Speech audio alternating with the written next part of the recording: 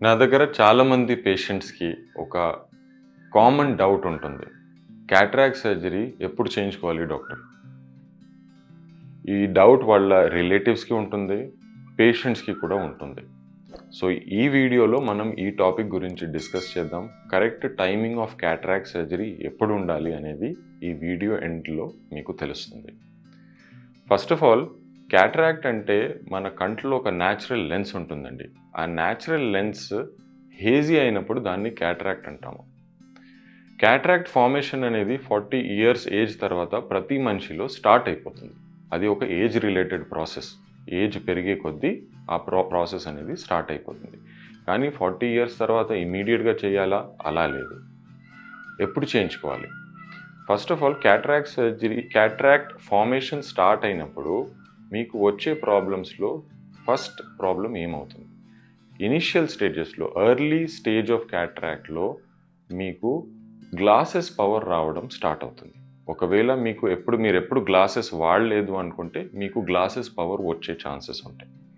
ఆ glasses power వచ్చినప్పుడు glasses వాడుకుంటే ఒక నార్మల్‌గా మీకు ఎలా కనిపిస్తుందో అలా కనిపిస్తుంది.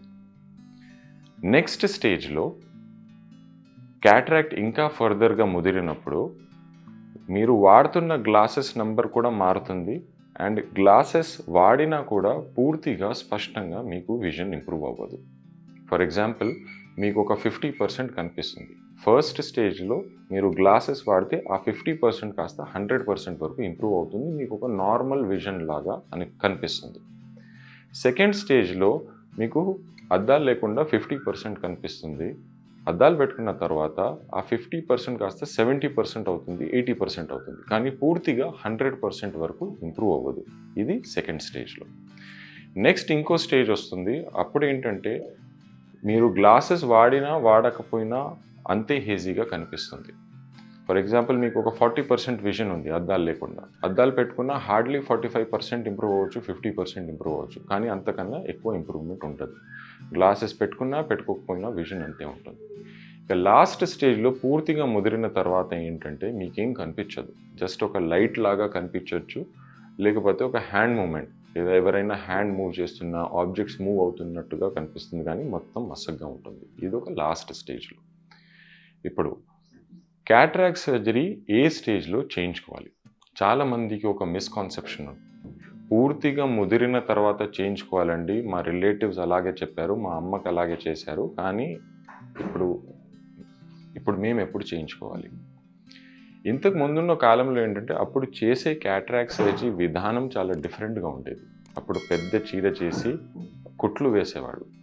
సో, అలాంటప్పుడు ఏంటంటే పూర్తిగా ముదిరే వరకు వెయిట్ చేసేవాళ్ళం.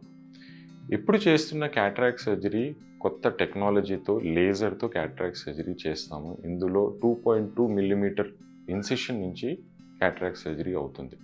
ఇందులో ఎలాంటి కుట్లు ఉండవు. నెక్స్ట్ డే నుంచి మీరు ఒక నార్మల్ వర్క్ చేసుకోవచ్చు.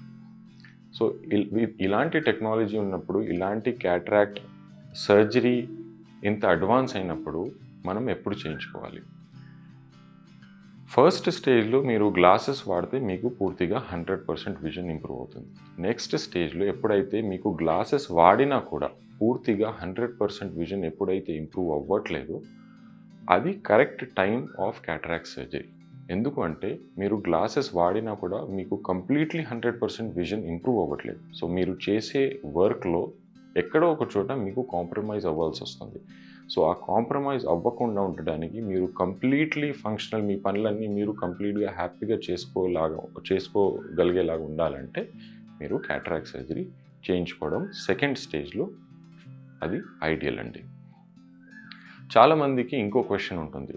డాక్టర్ గారు మాకు ఇప్పుడు గ్లాసెస్ పెట్టుకుంటే పూర్తిగా ఇంప్రూవ్‌మెంట్ అవ్వకపోయినా బానే పని నడుస్తుందండి. మేము ఇంకా ముదిరిన తర్వాత లాస్ట్ స్టేజ్‌లో చేయించుకోవచ్చా? లాస్ట్ స్టేజ్‌లో పూర్తిగా శుక్లం ముదిరేంత వరకు ఆగడం వల్ల ప్రాబ్లమ్ ఏమవుతుంది అంటే ఆ క్యాటరాక్ట్ ఆ లెన్స్ చాలా హార్డ్ అయిపోతుంది. అండ్ అంత హార్డ్ అయిపోయినప్పుడు మనం చేసే లేజర్ ద్వారా చేసే సర్జరీలో కాంప్లికేషన్ అయ్యే రిస్క్ పెరిగిపోతుంది. లేదనుకుంటే పాతకాలం టెక్నిక్ లాగా చేయాల్సొస్తుంది. మరీ ఎక్కువ ముదిరిపోద్ది. పూర్తిగా ముదిరిపోద్ది. సో, ఐడియల్లీ ఒక 60-70% ముదిరిన తర్వాత అది కరెక్ట్ టైం సర్జరీ చేయించుకోవడానికి. అప్పుడు సర్జరీ చేస్తే మీకు ఒక డిఫరెన్స్ అనిపిస్తుంది, మీకు చూపు పెరిగినట్టుగా మీకు ఒక చేంజ్ అనిపిస్తుంది. కాంప్లికేషన్ రిస్క్ కూడా తక్కువ ఉంటుంది. సర్జన్కి కూడా లేజర్ ద్వారా చేసే సర్జరీలో కంఫర్ట్ ఎక్కువ ఉంటుంది. సో బ్రీఫ్గా చెప్పాలి అంటే మీరు గ్లాసెస్ వాడినా కూడా మీకు చూపు పర్ఫెక్ట్గా ఇంప్రూవ్ అవ్వకపోతే అది కరెక్ట్ టైం క్యాటరాక్ట్ సర్జరీ చేయించుకోవడానికి. ఇది నార్మల్ సిచ్యువేషన్ అండి. నార్మల్ క్యాటరాక్ట్స్లో కొన్ని స్పెషల్ టైప్ ఆఫ్ క్యాటరాక్ట్స్ ఉంటాయి. అందులో ఏంటంటే cortical cataract and posterior sub capsular cataract. మీరు నార్మల్గా డే టు డే చేసుకునే పనులలో మీరు డే టైంలో మీరు చదవడం కానీ, మీరు నార్మల్గా టీవీ చూడడం కానీ, మీరు కిచెన్లో వర్క్ చేసినా బాగానే ఉంటుంది. కానీ డ్రైవింగ్ చేసేటప్పుడు, స్పెషల్లీ నైట్ టైం డ్రైవింగ్ చేసేటప్పుడు ముందటి నుంచి లైట్ పడితే ఒక బ్లాక్అవుట్ లాగా అనిపిస్తుంది. బ్లాక్అవుట్ లాగా అనిపించకపోయినా కొంతమందికి గ్లేర్ ఎక్కువ అవుతుంది.